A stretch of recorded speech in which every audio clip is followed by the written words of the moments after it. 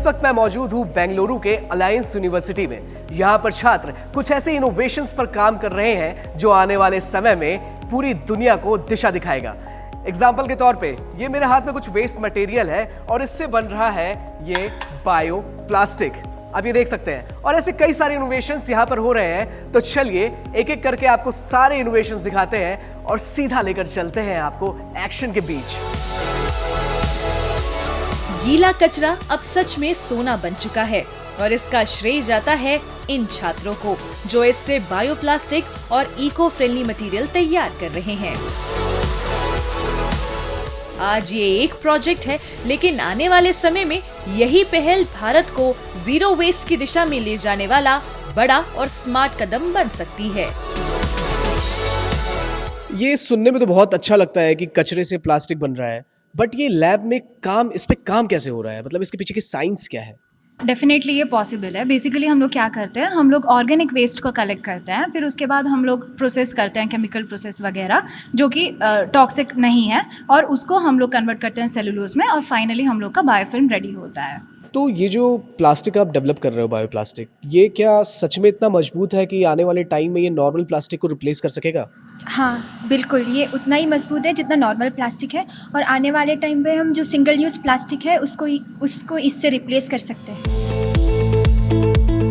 एक तरफ कचरे से भविष्य संवर रहा है तो दूसरी ओर ये छात्र अंतरिक्ष की तैयारी में जुटे हैं। इसरो से प्रेरित ये युवा ग्रीन रॉकेट फ्यूल बना रहे हैं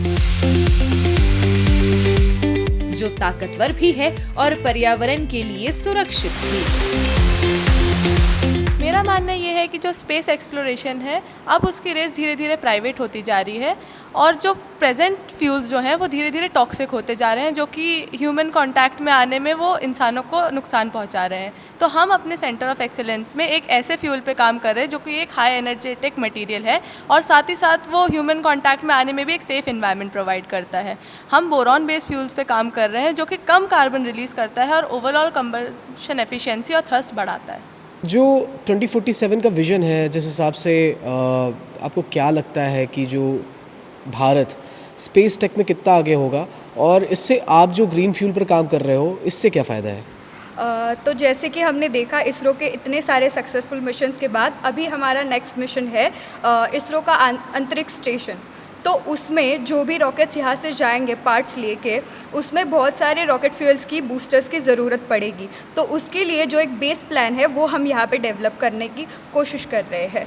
साथ ही साथ बस भारत में ही नहीं बल्कि हम पूरी दुनिया को ये फ्यूल प्रोवाइड करने की और इस टेक्नोलॉजी को अपनाने की एक नींव दे रहे हैं। कचरे से लेकर अंतरिक्ष तक की कहानी के बाद अब बात है रोजमर्रा की जिंदगी को बदलने की। इस यूनिवर्सिटी की रोबोटिक्स और एआई लैब में मशीनें इंसानों की तरह सोचने लगी हैं। ये छात्र सिर्फ कोडिंग नहीं कर रहे बल्कि मशीनों को एक तरह का दिमाग दे रहे हैं जो भविष्य की तकनीक की दिशा तय कर रहा है।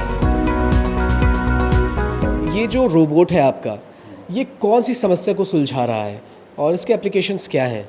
तो ये रोबोट ऑटोनोमस ग्राउंड व्हीकल कहा जाता है और इसका फंक्शन ड्राइवरलेस कार जैसा है, और इसका एक और एप्लीकेशन है मिलिट्री पर्पस के लिए। तो ये ऑटोनोमसली मेडिसिन्स या अम्यूनिशन डिलीवर कर सकते हैं मिलिट्री पर्सनल को। तो ह्यूमंस को सेंड करने का ज़रूरत नहीं होगा और रिस्की होगा बैटलफील्ड में, इसलिए ये ऑटोनोमस रोवर जाके डिलीवर कर सकता है। और एक और एप्लीकेशन फॉर एग्जांपल ये सुसाइड रोवर्स होते हैं, तो बॉम्ब कैरी करके टारगेट के साइड पे डिप्लॉय कर सकते हैं, एनिमी टारगेट।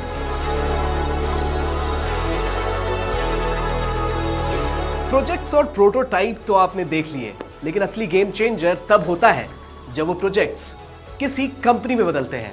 इस यूनिवर्सिटी के छात्र अब सिर्फ स्टूडेंट नहीं रहे, वो सीईओ और स्टार्टअप फाउंडर भी बन चुके हैं। चलिए आपको मिलवाते हैं उन युवाओं से जिन्होंने रियल वर्ल्ड प्रॉब्लम सॉल्व करके स्टार्टअप खड़ा किया है और साथ ही मार्केट से फंडिंग भी उठा रहे हैं। लैब के आइडिया को बिजनेस में बदलना इन युवाओं से सीखिए। सक्षम ने ऐसा एआई बनाया है जो ग्राहकों से इंसानों की तरह बात कर अपॉइंटमेंट बुक करता है।